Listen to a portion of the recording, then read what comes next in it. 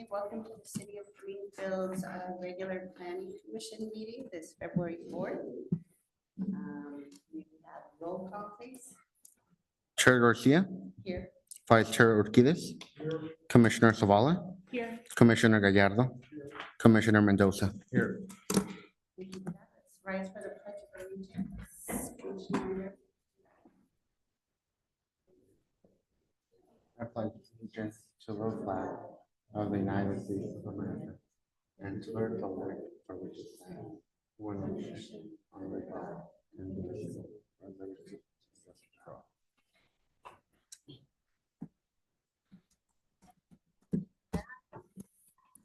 Some public comments from the audience regarding items not on the agenda. Do we have any public comments? See some participants online. I don't know if they want to say anything. Raise your hand. No hands raised. Were there any email public comments for us? No emails.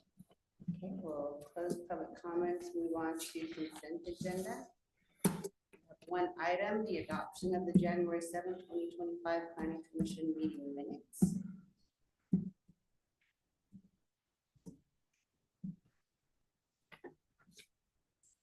We have a Recording motion in progress. to adopt. Is there a second? A motion and a second, all in favor? Aye. And next item is business items. There's nothing there. We have no public hearings. So we will move on to H, other business. The first item is to review and discussion of planning commission bylaws. May we have a staff report, please? Good evening, Chair Garcia and Planning Commissioners. I don't have much of a staff report tonight. We did provide a written staff report that outlines the bylaws. Because really, I think the idea tonight is that you would discuss amongst yourselves and give direction as to what changes you wanted to see in the bylaws. And my idea, if this works for you, is that we would just really go through them section by section. And if there's nothing to discuss in a particular section, we can just skip it. But otherwise, that's the approach I would suggest. I'm okay with that. Are you guys okay with that? Going section by section? Great. Yes, let's do that. And then I don't know if you want to take public comment now or after. It's really up to you. I'll open public comment, and then if somebody wants to comment later, we can reopen. Any public comments? Okay, let's move forward. All right, so the first section is organization and officers, and the bylaws start with just a statement of what the Planning Commission is. And then it goes on to talk about how the Planning Commission is established pursuant to the government code, and then how the membership is distributed. So there's 4 members who must be residents of the city, and then 1 member who may be a resident of an unincorporated area, but also could be a resident of the city if no one from the unincorporated area was accepted by city council. So I'll let you discuss that section. And if not, we can, if there's no discussion, we can move on. Okay, does anybody have any comments on these, on either organization or the establishment of the planning commission items? I don't know that under number 1, that the 5 members are appointed by the mayor is consistent with what the city council currently does, what past practices are. Yeah, I'd like to. we could certainly clarify that. And the way I read that statement is that the appointed by the mayor, but at the advice and consent of the city council to means by majority vote of the city council, which is what they do. Right. But we could certainly modify that to probably remove the statement that they're appointed by the mayor. I've never, I was not appointed by the mayor or contacted by the mayor to join the planning commission. Yeah. And I guess just stepping back just a little bit, what I will say is that I'll look for consensus from planning commission, at least 3 of you wanting a particular change to actually put that into the draft revisions. So there would need to be at least 3 of you that would agree to a change. And then also, and I think I mentioned this last time, any revisions that you make would go to the city council for approval. But we'll first make the revisions, we'll bring them back to you next month, and then they would go to city council for approval. You guys have any objection to that being clarified? Yeah, I actually, I read it differently, so if we could just maybe remove mayor, appointed by the mayor, just to make it more clear, I guess. Okay. I'm okay with that.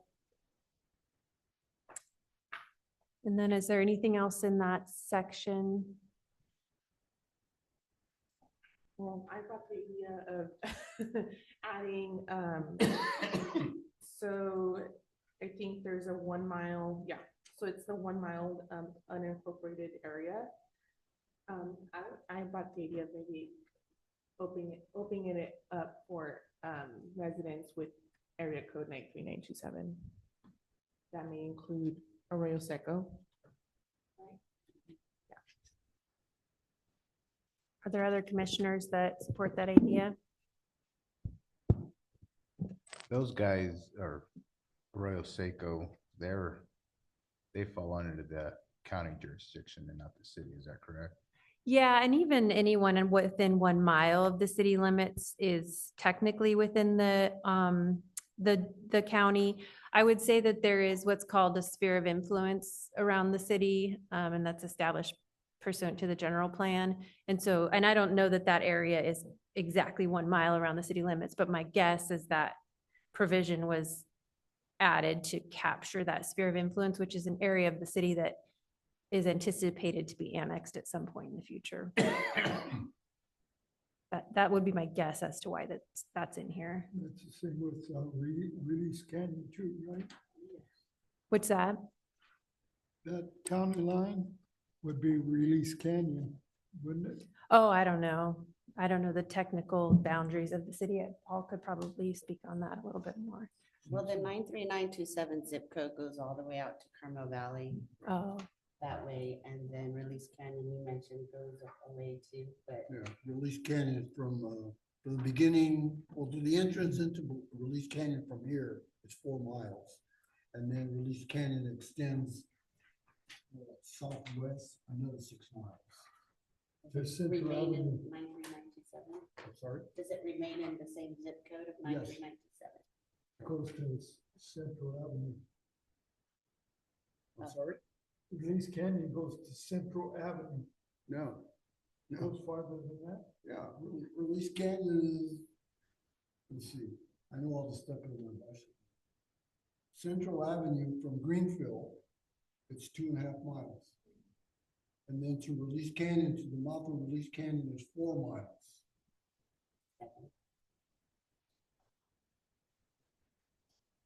That's 4. 2.5, and then from Central Avenue to Release Canyon is 1.5 miles. So you get a total of 4. But it still remains 1997. The issue that I see potentially is we're appointed to make decisions for the city, right? And they're county, so they're not really considered city. So you're gonna, if you appoint somebody from the county, now he has influence on what the city's gonna do. So do we want that or do we not? Is that? yeah, that's, More or I think, less. the question and the Yeah. reason for probably the reason for the 1 mile is Right. that's anticipated to someday be in the city. Right. So that's something to consider, I would think, you know? Yeah, because if, from my perspective, if we were to extend it, say, up to Arroyo Seco, okay, they would have input into what goes on in our community, but we wouldn't have any input on what goes on up there. Right? We should work both ways from my perspective. So if their 93927 zip code, would they be eligible to vote in the city of Greenfield? No, it would just be seated on this commission. And really someone who's that far outside of the city, I mean, really what interest do they have in the planning activities here? I mean, they might have some interest, but it will likely never be a part of the city, if that makes sense. if it's outside of the sphere of influence. So I mean, you could leave it the same, you could, again, extend it, or you could remove that provision altogether and have all 5 members be residents of the city. I don't know the history of the makeup of the commission, but it seems as though they're usually residents of the city. Well, our special districts are governed by folks that live outside of the, and it's based on tax parcel. Like where the fire because district. they do pay taxes, and as do we, into the fire district, the memorial hall. You know, they do pay taxes to facilities in the city. Mhm. So that's one thing. I would not, I would like to remove the 1 mile. It's gonna be up to the council anyway. Not that anybody's gonna beat the door down, but there are good folks that have been born and raised here that, you know, if they want to, why not be considered? So you would want it to be just unlimited? Well, it reads now, 1 member may be a resident of the unincorporated area lying, right now it reads within 1 mile of the city limits. You guys have any idea of expanding that or just removing the, replacing with sphere of Yeah, influence? can we just use that? Yeah. Sphere of influence? I think so, and I don't know if Paul can speak to the sphere of influence. I don't know if the city's sphere is large or small, or do you know?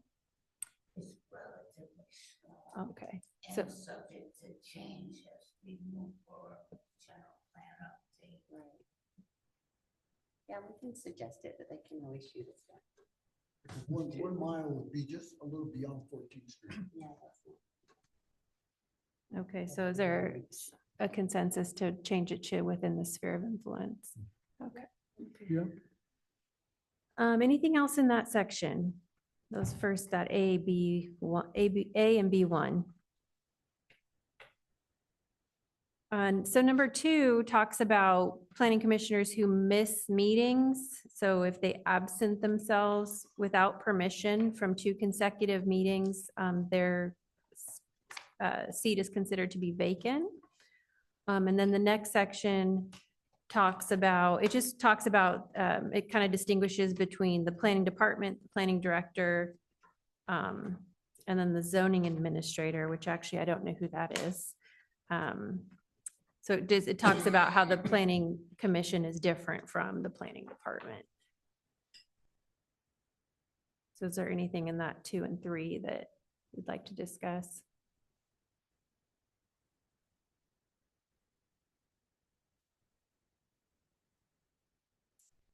Should we put for the remainder of the term language in that? For, Number 2?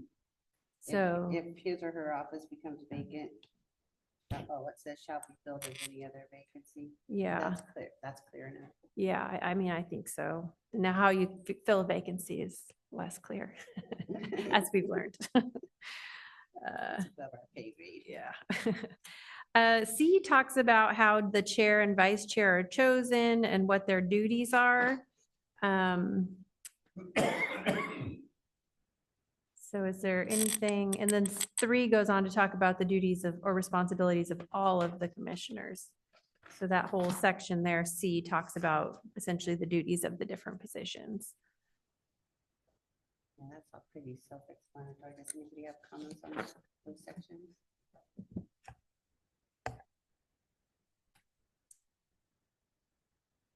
And then D talks about the duties and powers of the planning commission. So it talks about the types of applications over which you have final decision, and then also the types of decisions that you make a recommendation to the city council, who then makes the final decision. And then it also talks about in D2, just some miscellaneous other duties, like reviewing the general plan updates, the capital improvement plan, things like that.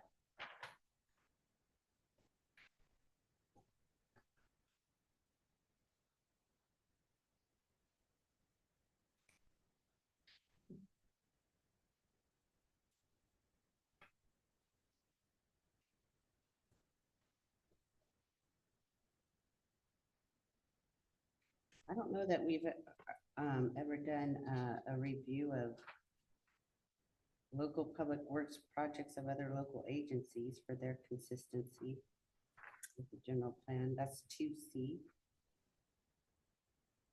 I guess, Yeah, I don't know under what circumstances that would come before you.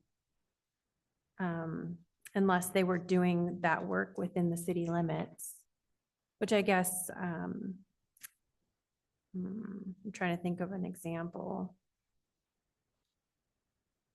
Yeah, I can't think of an example, except maybe, well, like if the county built a facility in the city, maybe that would be an example where the planning commission might review it for consistency with the general plan. Yeah, that's what's coming to mind. So maybe it's probably something that doesn't come up very often. my only concern there is that it has that word shall at the beginning. We could vague that up. Yeah, and, up here, shall further perform. I'm on 2. The committee shall further perform all of the following functions. I mean, I think it would be appropriate if another local agency was building a project in the city that the planning commission would review it. But it may come to you in another form. It may come as, an architectural review or CUP or some other way. But if it didn't make its way to you through one of those mechanisms, it's still Yeah. here. Because we do annually review that CIP, the capital improvement program plan. We do. Okay.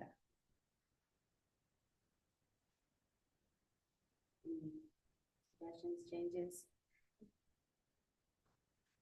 All right, rules of order. These are, and I just noticed this, the planning commission operates on Robert's rules of order, maybe not technically. We're always handed out Rosenberg. Yeah, the city council has adopted Rosenberg's rules of Yeah. order, and I honestly thought the planning commission had adopted those as well, but here it says Robert's rules. I always recommend Rosenberg's because they're so much simpler. So that's, if I could recommend a change, it would be to change that to Rosenberg's. Yeah, that's what we've been handed out every year, Rosenberg's. Does anybody? Yeah. Roberts is very old school. Yeah, and it's like over 100 pages long. I don't know how long, and Rosenberg's is, I think, 8 or 9 pages long, so that's my preference. Section 2, meetings. A lot of this is dictated by law. So, the Brown Act, when agendas have to be published, public comment, those sorts of things. Some of this you can't change because it's dictated by the Brown Act.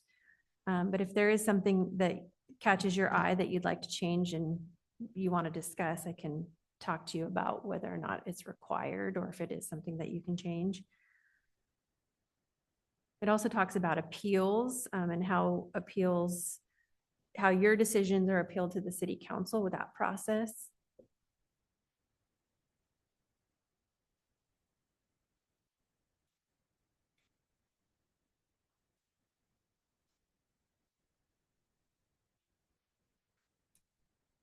I don't see any. Do you have any recommendations there? I don't see anything glaring. And then H is the order of meetings. So just talks about how the meeting should be ordered, roll call, public comment, all of those steps. So that is up to you. You don't have to use this particular order. You could change it if you so desired.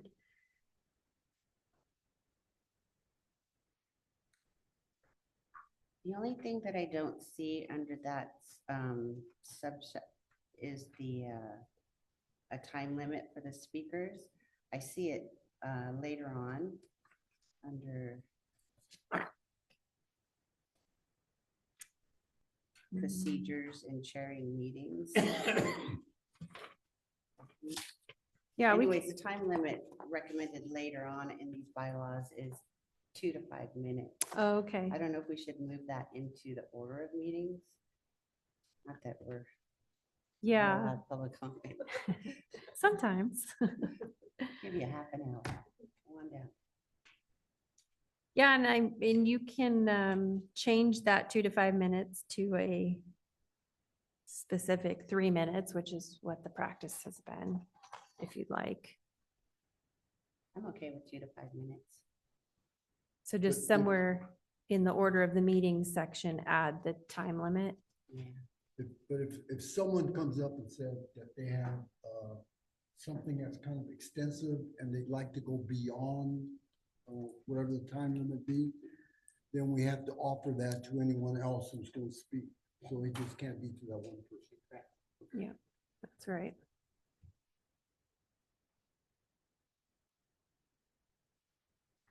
Then 2, after order of meetings, it talks about presentations or hearings of proposals. So it talks about kind of the process for hearing, for public hearings, essentially. And there is some discretion there to change. I mean, you do have to open a public hearing, close a public hearing, but some of the other requirements here could be adjusted.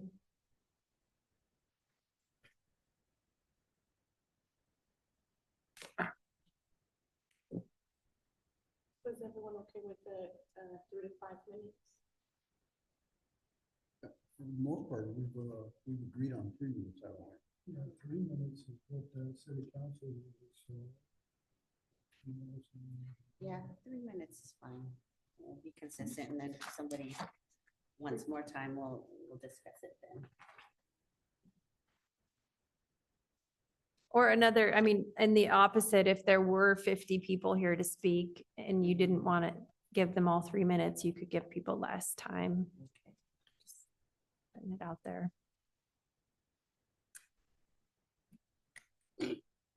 And I think that's section E, rules of testimony, talks about how people are and what they are and aren't allowed to do with respect to public comment.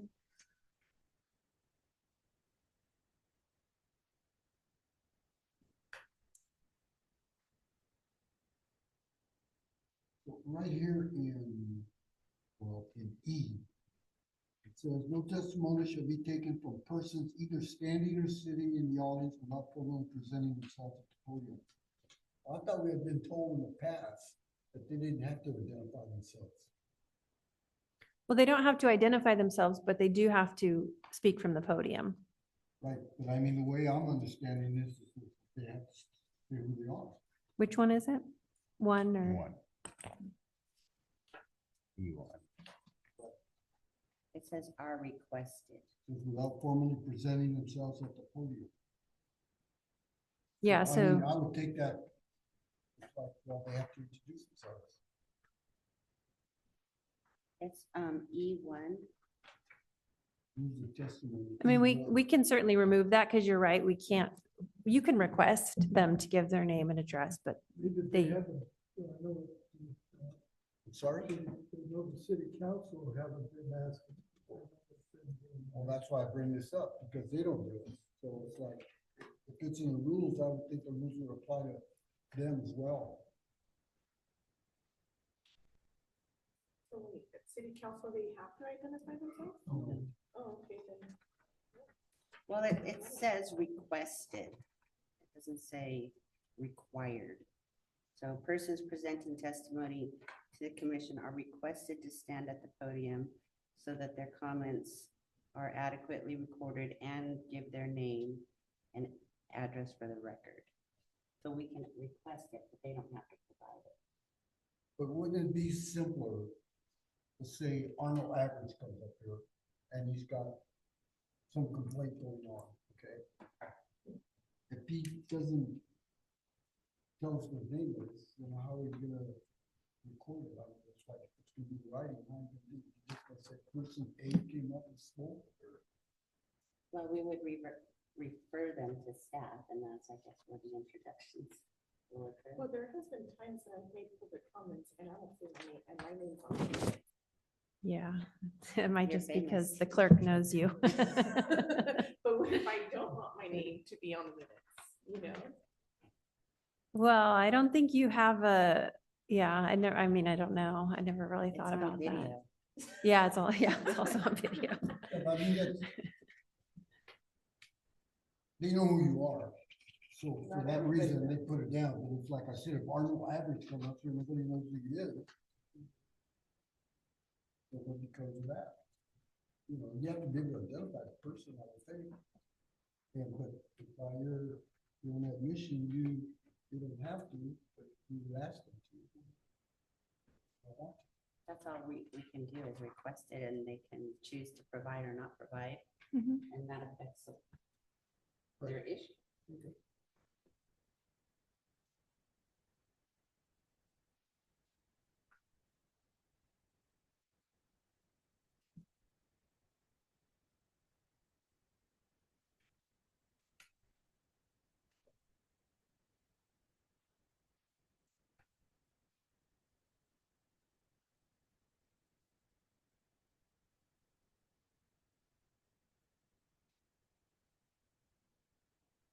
Any other suggestions, concerns, clarification?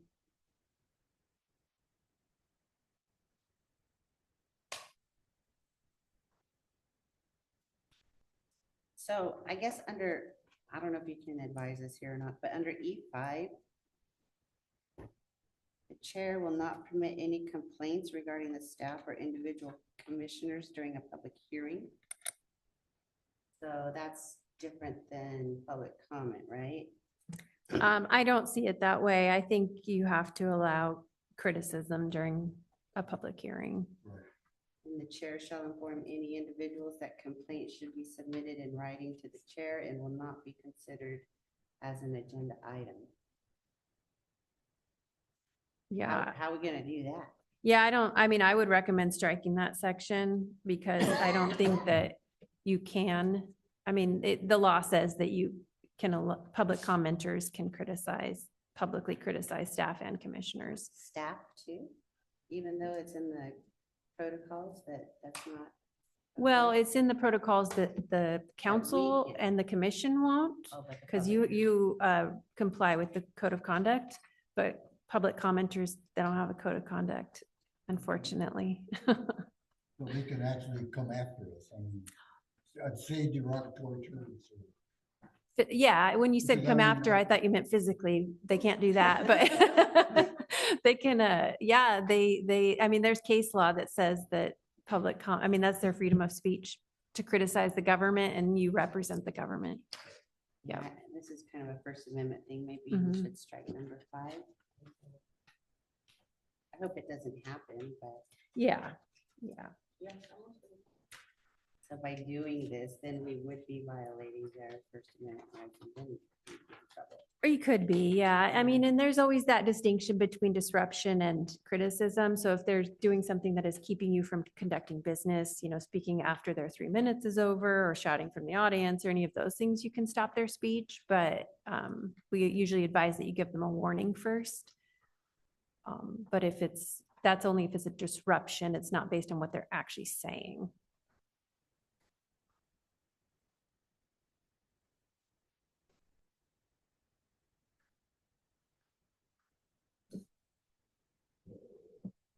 Ooh, we do this too. Number 8, in no circumstances, and council does this too. In no circumstances shall staff or a member of the commission act as an interpreter for an applicant. Oh, yeah, I see that all the time. So this is rules of testimony for public hearings. Does this apply to public comments too? Because there's always assistance because everybody's pretty bilingual. I don't think there's a legal reason that that's in there. I think it was probably just a preference at the time it was written. I mean, I could see that maybe a commissioner or a council member, because they're not a trained interpreter, maybe they don't interpret just right. That would be I my just only worry thought. about things getting lost in Yeah. translation and that it's accurate. Yeah, it's better to rely on a professional, I think. But like I said, I don't think there's no legal reason that this can't be in here or that it has to be in here. So it's at your discretion. So if someone comes up here that doesn't speak English, are we gonna have a certified interpreter for them? Or are we just gonna take for granted that what the other person is saying, is, you don't need to in translation? I mean, there might be staff that can interpret, that might be preferred to commissioners, but So then are we gonna remove this from here?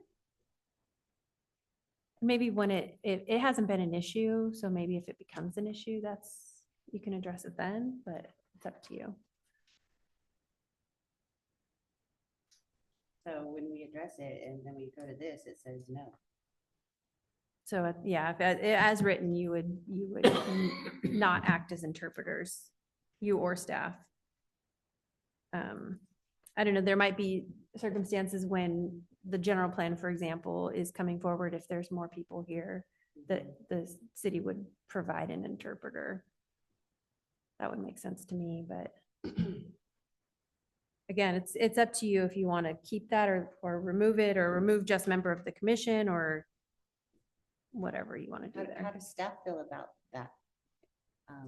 If we have a Spanish speaker, are you comfortable interpreting?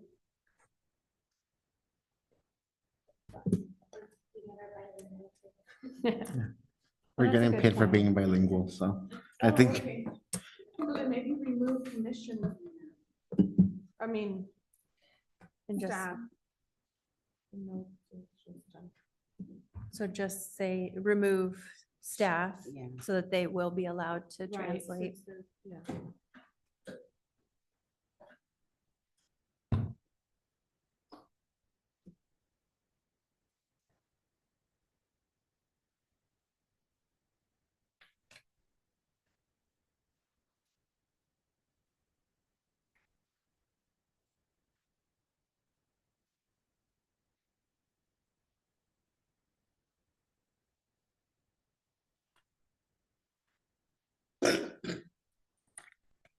Is there anything else within that rules of testimony section? I don't think so. I don't see anything, you guys? The next section, motions, a motion to adjourn shall be in order except during roll call. So it's just a really short, brief summary of motions as they're described in Rosenberg or Robert's rules. And then the next section, voting requirements, some of these are legally required. So for example, a quorum is required to even conduct a vote. And then an affirmative vote of the majority of the membership is necessary to take action, and that's 3 out of 5, even if there aren't 5 present. And that's largely because the government code says that when you're approving a resolution, it requires 3 affirmative votes. And most of your actions, when it comes to things like project approvals, do come with a resolution.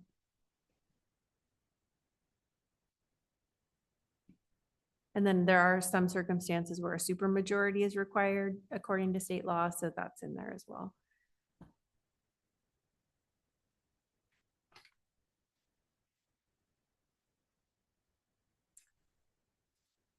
Number 2, voting order is at your discretion. That's not something, you can do that however you'd like. I don't think this is the way we actually conduct business. And I don't really know the purpose either.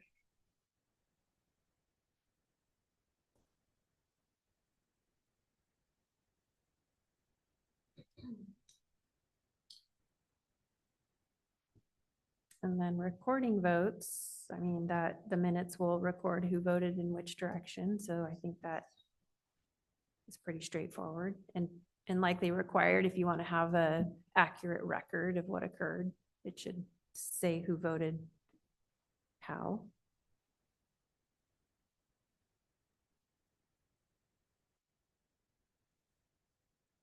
Conflicts of interest. Those are, again, legal requirements, so I wouldn't change that. We can review the language to make sure it's still current in the event that something changed since these were drafted. But other than that, the conflict of interest language, it's not required to be in your bylaws, but you're required to follow it, so makes sense to include it in the bylaws.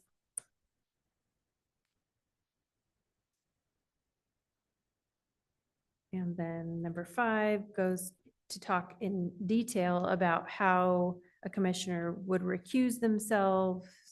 And then how votes are conducted, when a commissioner recuses themselves, how the votes are counted.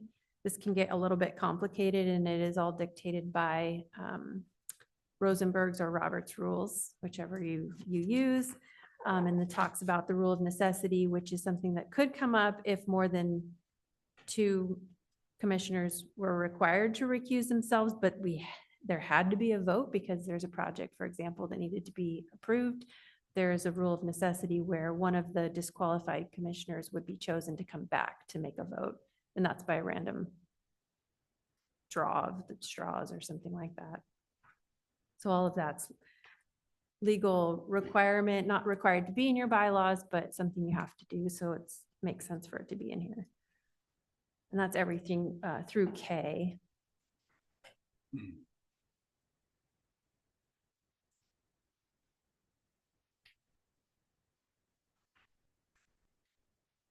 K is the procedures for chairing meetings. So this is just kind of what you all already do. But of course, these are things that could be changed. So if you want to take a minute to read through those.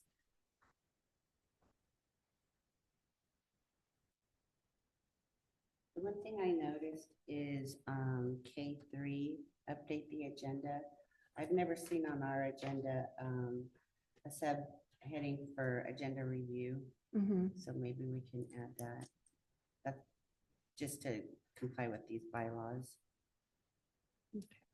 And then under 6 is where it says the maximum time limit is 5 minutes. Maybe that's where we can change all that language to say 3.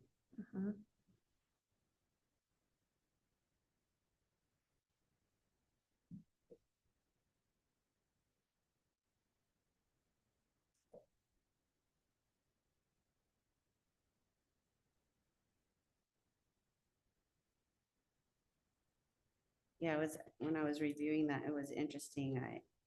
I guess I didn't know this, that when because we've never had any abstentions, but when you abstain from a vote, it's a yes vote. No, it's not a yes vote. It's so it still counts in the number of votes, but it's an abstention. So It says the abstention shall be counted with the affirmative vote. So I'm sorry. That's if you abstain for a non-conflict reason. So if you have a conflict, your Right. vote is not a yes. Right. But if you abstain because of no reason, then it could be a yes. Could be, or It is a yes. It is a yes. Yeah, That's interesting. it is. Yeah, I've never had that occur.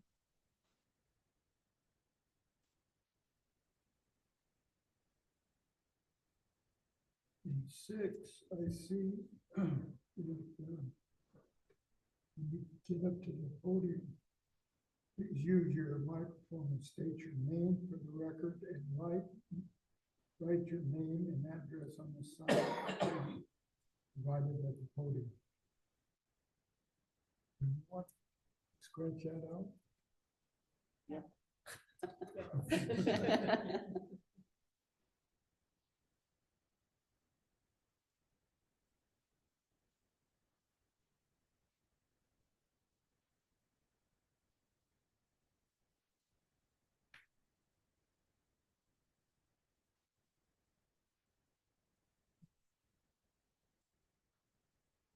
And then number 8 goes into excruciating detail about how an item is heard and then voted upon. Yeah, that same language that Commissioner Akitas just spoke about is under E as well. The sign up sheet might want to Okay. take that out there too. I like the rest of it. I've never said any of, well, I have this at the ready. Yeah. Well, now that you've gone through them, you'll have them memorized or nearly.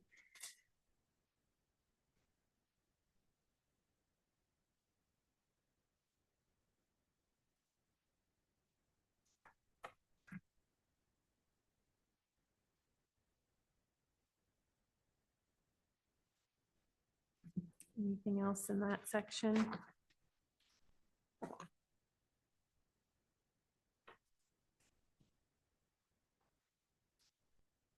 And then the last section, I didn't know this until recently. It actually talks about how the bylaws will be reviewed every January. So, I saw that too. yeah, good to know. And I guess that would help keep them up to date.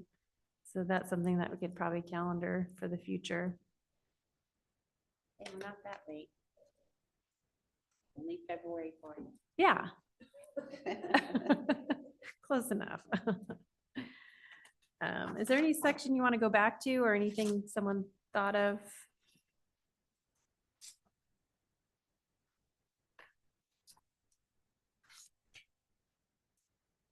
So we will draft, I'm oh, sorry. yeah, go ahead. If there's a group of people, there's 7 or 8 people, and they all have the same concerns about some issue.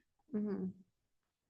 Now, according to what we just read, what I read, that they, for lack of a better word, they have to appoint someone, a spokesman for that group instead of each individual coming to speak. Is that correct? Yeah, it's at the chair's discretion. They could request that or say, hey, we have 30 speakers tonight. So if you have the same comment as somebody else, ask that they just delegate one particular person to speak on their behalf.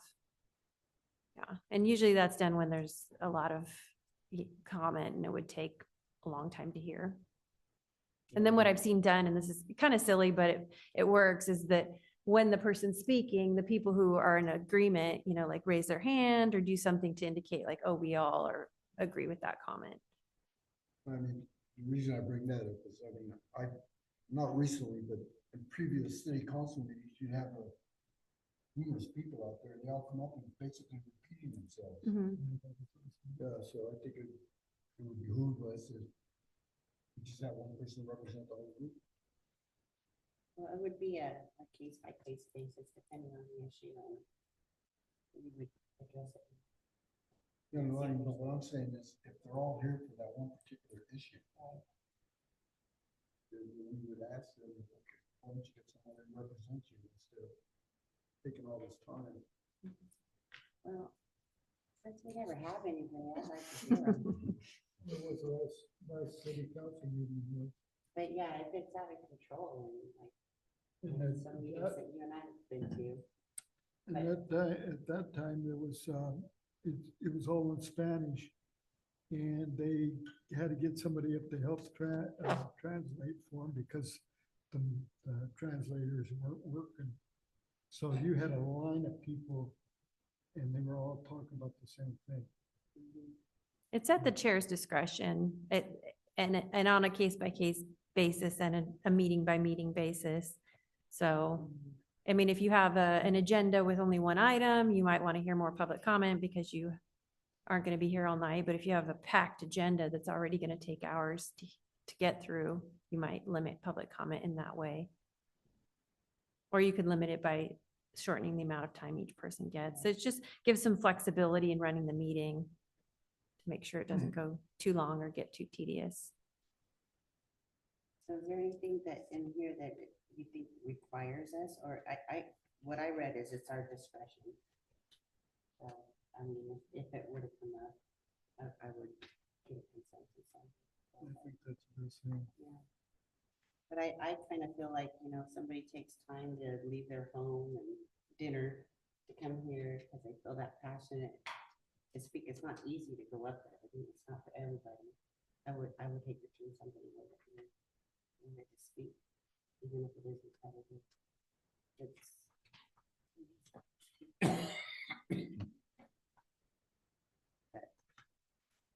we'll wait till that happens. You have to be proactive, not reactive. You have to kind of guess.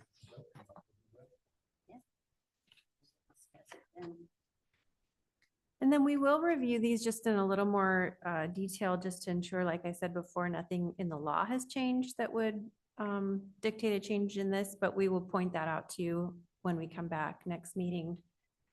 If we recommend a change that you didn't recommend, if we recommend something different, we will point it out to you.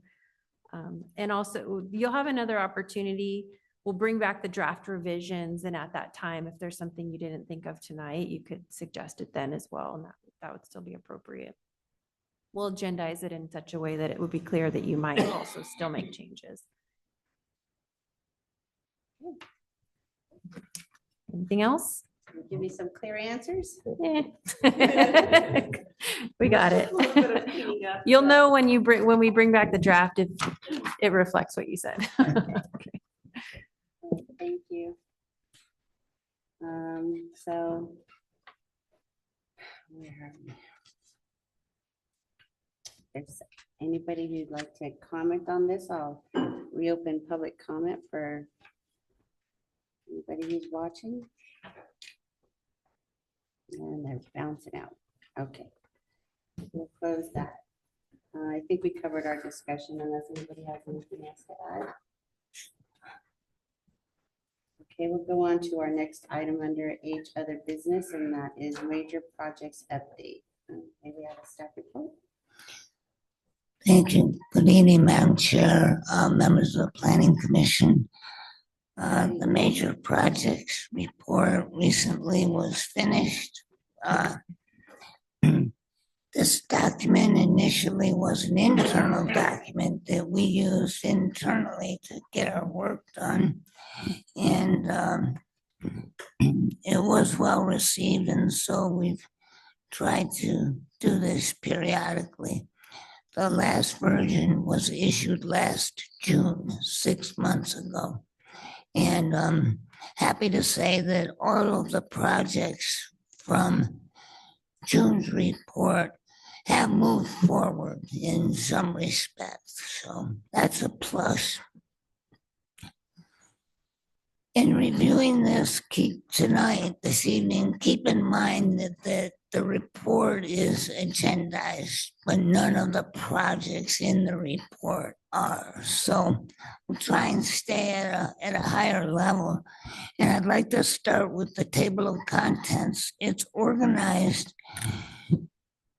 based on the commercial development is up front, which captures some of the more important projects that are in some form of consideration inside the department, followed by the summary of the cannabis industry, which is always of interest to decision makers.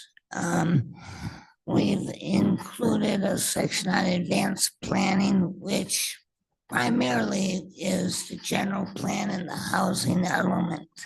So there's a good discussion about where we are on the housing element.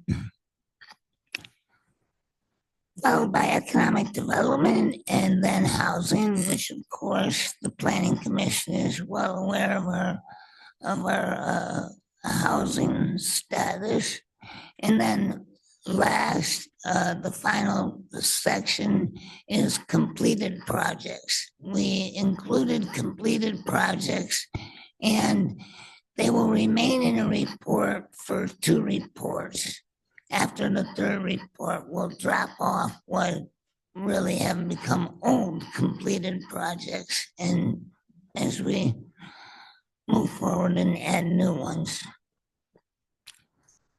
On page 5, as I noted, we tried to pack a lot of the work that we do and that may be of interest to the Planning Commission.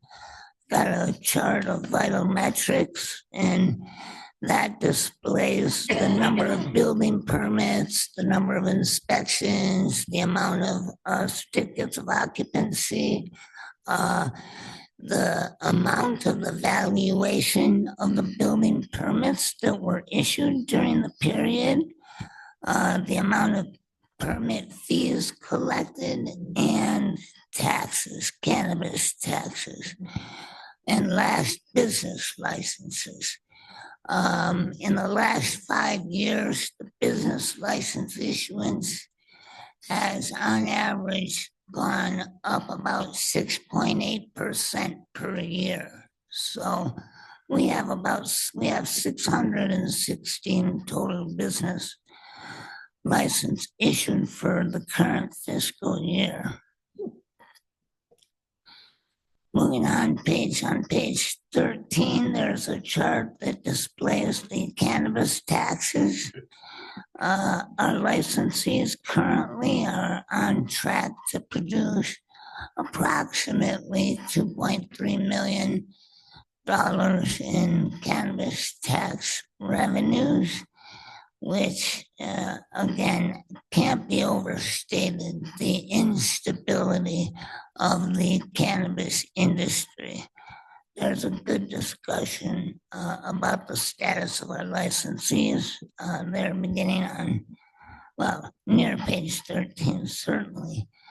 On page 17, there is another chart that demonstrates, that displays the amount of impact fees that the city has collected by year from 2017 through the current year. In recent months or years, there's been a lot of focus on these exactions. Supreme Court's gotten involved and are very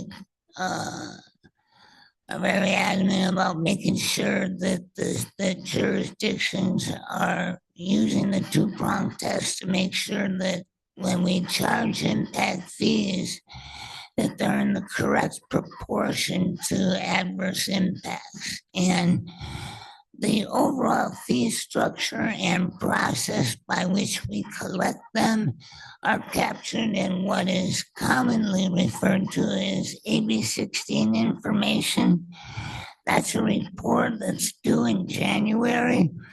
We are behind in producing that report, but we're working hard to get that completed because it's a very important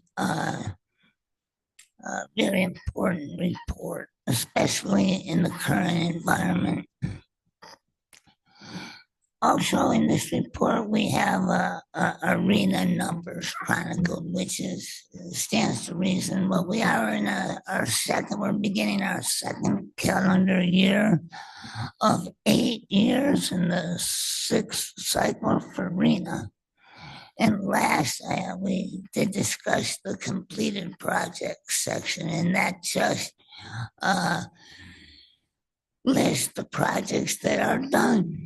For example, the Walnut Visitor Center with the Jamba Juice and the Pizza Hut, we just last week issued the final certificates of occupancy for that project. So we got to move that to completed, and that project will remain in this report for 2 reports, and then we'll just drop it off and leave it at that. And so that concludes staff's remarks. We're very interested in either errors that you may discover or omissions, and also very interested in your input. If you think you'd like to see something that's not included in there, please let us know. It's a work product that we did not intend it to become what it is, but as I said, it's been well received, and so we're happy, and the entire department I'd like to thank publicly, because everybody in the department did a tremendous amount of work contributing to this product. So my heartfelt thanks goes out to staff in the community development department. Good report. Yes. Yeah, I share that gratitude and thanks to you and your staff. Does anybody have any questions regarding any of these projects? Yeah. Did the chicken place finally open, or is it still under PG&E? At the visitor center. No, the chicken place out there at the Extra Mile, Yeah, that is the visitors. the visitor center, yeah, is it Is it open yet, or is it still waiting for PG&E's? Okay, The Chester's Chicken, that's by the Pizza Hut and Jamba Juice. Yes, they're still waiting for PG&E. Unfortunately, they're still running on a generator. I've got a question here, Mr. Newman, if I may. It says, during last year, the city enjoyed interface directly or indirectly with the following firms. And it goes on to list of the people that we spoke to. Now, did the city reach out to them or did they reach out to the city? The ones that are listed there. It's Dutch Brothers, La Quinta, In-N-Out Burgers, Starbucks, Marriott, Little Bakery. Sorry, it's on page 19. Both, Commissioner Gallardo.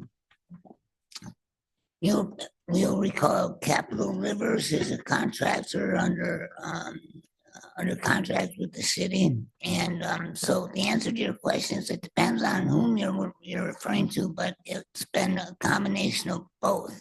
We've contacted them, and a number of them also contacted us on their initiative. And then there was one I was reading where there was one applicant who owes the city like close to $13,000.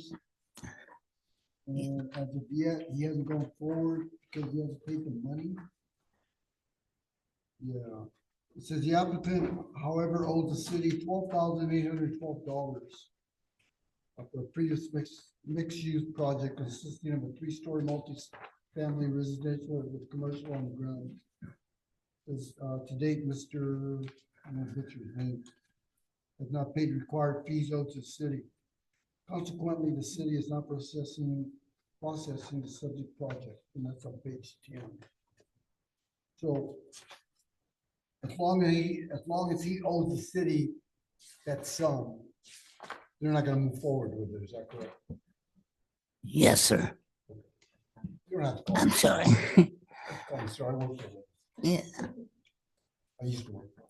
I know. I'm sorry, Commissioner. Page 2. And Are you looking for that? he's looking for. The one I'm making reference to is on page 10.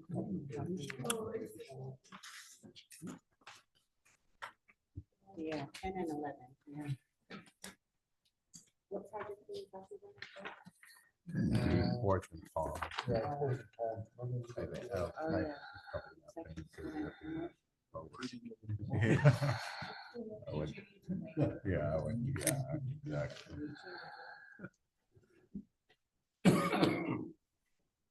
So the Starbucks #2 reinstated their application? Yes, that's correct.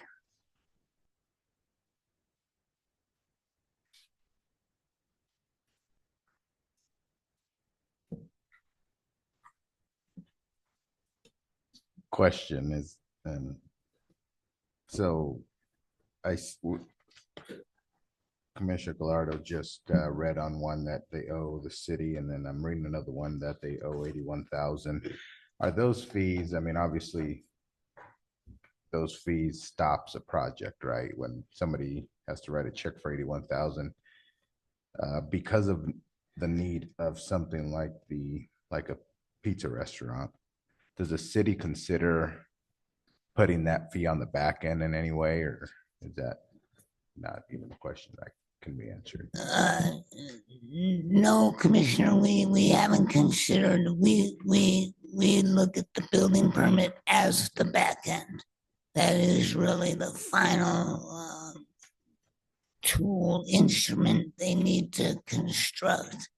And generally, this isn't a problem that we deal with on a frequent basis. And I'd like to point out that in the previous project that Commissioner Gallardo referenced, it states that the applicant has not paid the requisite fees because he may very well argue that he doesn't owe those fees. And so that dispute is playing itself out, but it's a matter of public record that that we're not moving forward with an application that has been submitted to the city because of the failure to pay required fees. Regardless of that number, we've done exhaustive backup in providing the applicant in this case the specific hour by hour invoicing for the entire amount. So hopefully they come to terms with it. But perhaps he hasn't paid the fees because he didn't get a favorable ruling. So I'm sure that plays into it. So it's like, okay, I'm not gonna give you what I want, I'm not gonna give you what you want.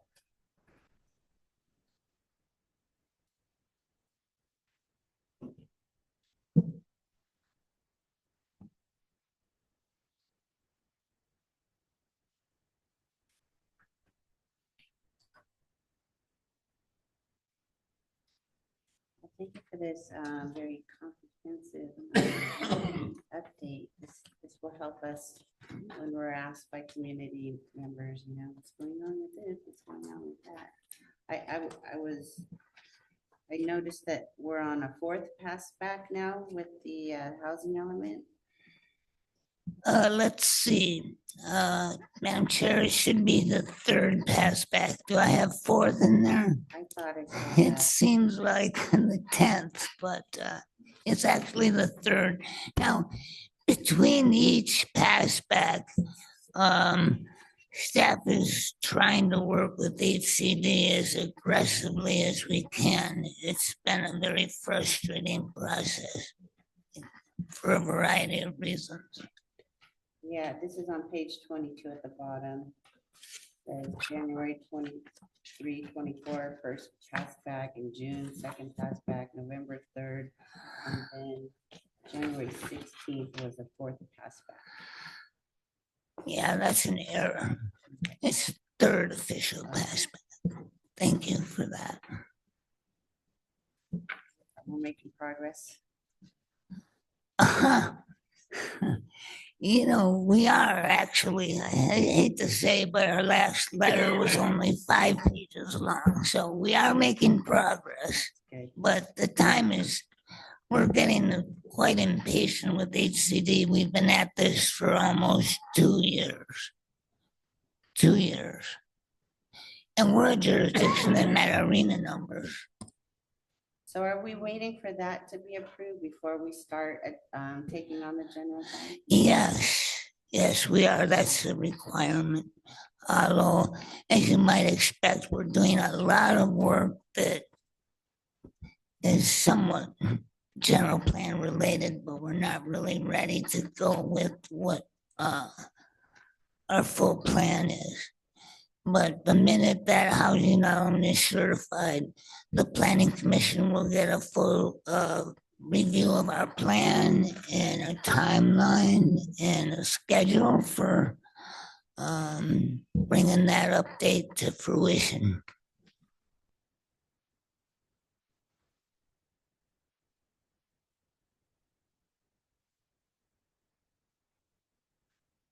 So on page 32, this ZEB tax sale, the Monterey County Treasurer signed off with the city purchase agreement to secure possession of the subject parcel. Is that for the park? 32? Let's see. No, that is for that is a problem that was created when the former developers, Sam and Max, that's all I can remember, the Sam and Max duo, who initially were developing the specific plan area, retained ownership over this parcel, which were roads, and he owed back taxes on those roads, and they foreclosed on that tax debt. So the city paid that tax debt and effectively purchased those roads.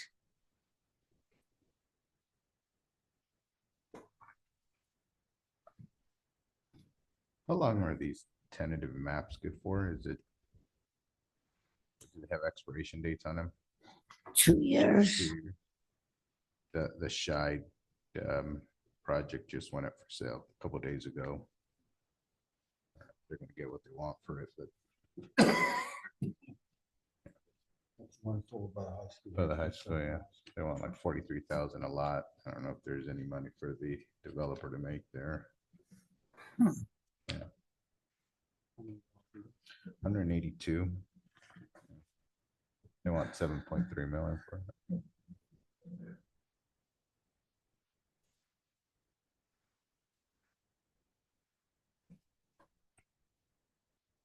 I noticed something yesterday driving by buyer's market. I see they're cleaning it up and they're taking everything off the windows and stuff. Are they starting to work on that or what? Well, there is an excerpt on the Buyer building. I don't want to get into too much detail. They are committed. They're bringing back to rehabilitate the building.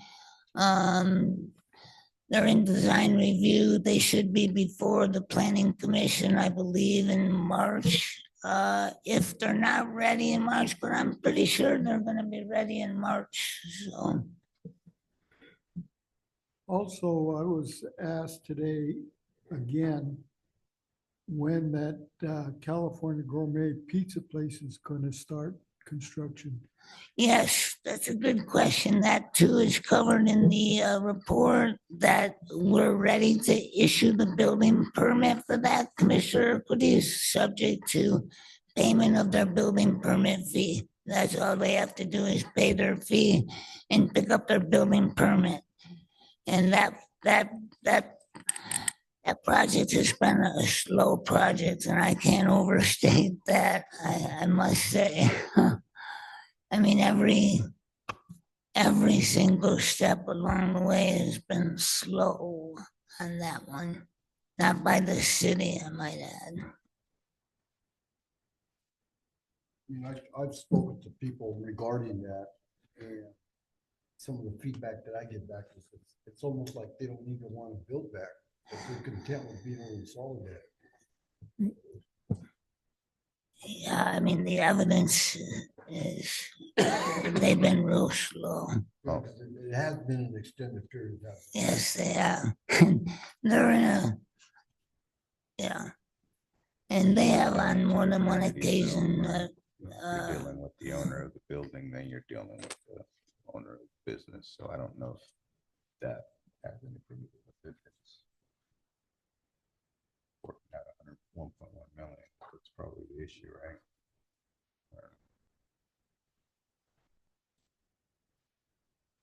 So on the Avila farm worker housing,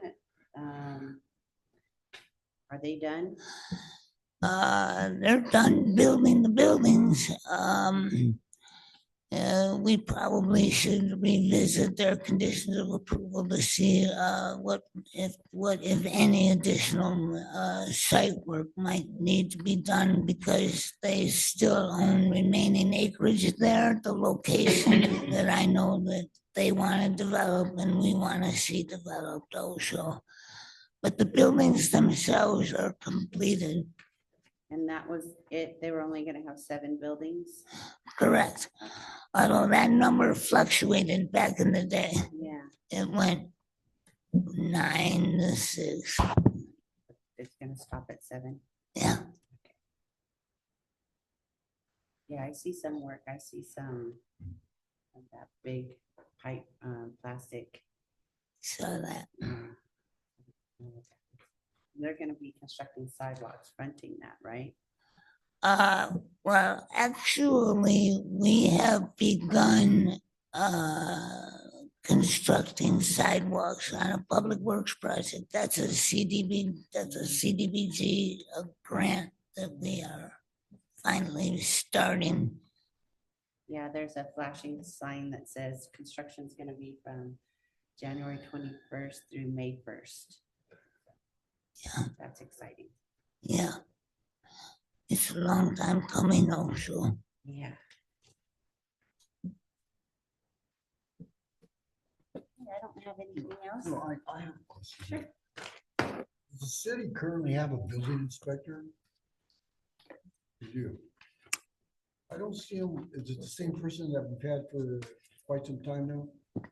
No, the firm BPR performs our building inspection work, and that staff recently changed. Well qualified, well certified. If it would be of interest to the planning commission, we can have the building official and the inspectors introduced to the planning commission. I supervise them very closely because in the past we have had challenges in the building side of things. And so I try to keep a close eye on their work. If there's any concerns that you might want to bring to me offline, don't hesitate to come give me a call or visit. I can look into anything that might be of some concern to you. And is just one, or do they have a number of inspectors? At this time, there's one building inspector conducting that work. And so far, and again, we watch the pace as well. Usually we're at about 7 to 12 to 13 inspections a day on average, because they're not here every single day. Another question I have is there anything that you can share with us about the sewage plant? I mean, that was supposed to, they spend X number of dollars on that? Conversations getting off of the agenda. The topic is major project update, so anything within the report that Paul provided would be within the topics that could be discussed during this agenda item. So building inspectors and sewer plants are not.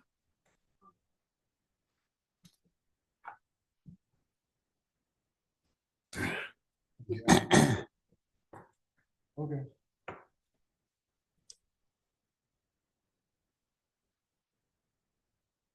Okay, I can open up public comment. Did we do that already? I'll open, yeah, I'll open up public comment if anybody would like to make any comments. We didn't have a slideshow for you, but the agenda packet is available online and it contains the full packet of current projects and their status. So if you'd like to make a comment, please raise your hand.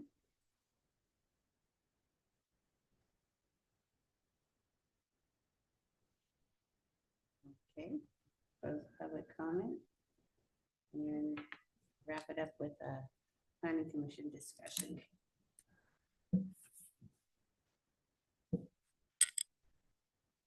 I'd like to say one thing. I don't know if anybody's noticed on these sports, like the football championship game last Sunday and NASCAR this Sunday, that Greenfield was in a commercial, a national commercial. I didn't notice. What was it? It was on 4th Street. They did put a little tractor on the trailer and just going down 4th Street.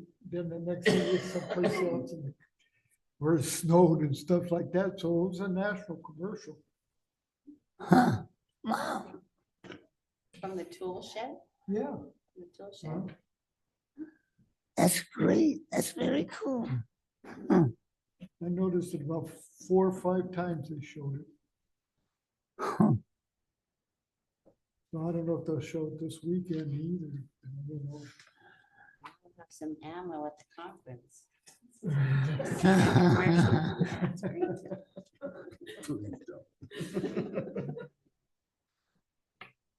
Okay, seeing none, back to I, which is comments from planning commission and staff. Staff, you can start. I don't have any comments. Do you have any comments? Just a reminder, there is gonna be a Brown Act training. And that send out an email Of what? to a Brown Act Oh, I training. thought you said Valentine. No, Brown Act. Ange, sent out an email. The date did change. I think on the email said Monday. I think they changed it to Tuesday. But you guys will receive another email with the time as to when that will be held. And that's gonna be planning commission and council as well. So for both. Your business cards were ordered, so hopefully we'll get those soon before you guys go to training. So yes, we'll have business cards. And next planning commission will be on Monday, March 3rd, not Tuesday, just a reminder. What phone number is on the card? No phone number, just email? Okay. I think it's just city email. Okay, commissioners, do you have any brief comments about items within the subject matter jurisdiction of the planning commission? Okay, seeing none, we'll adjourn at 7:16. Thank you, everyone.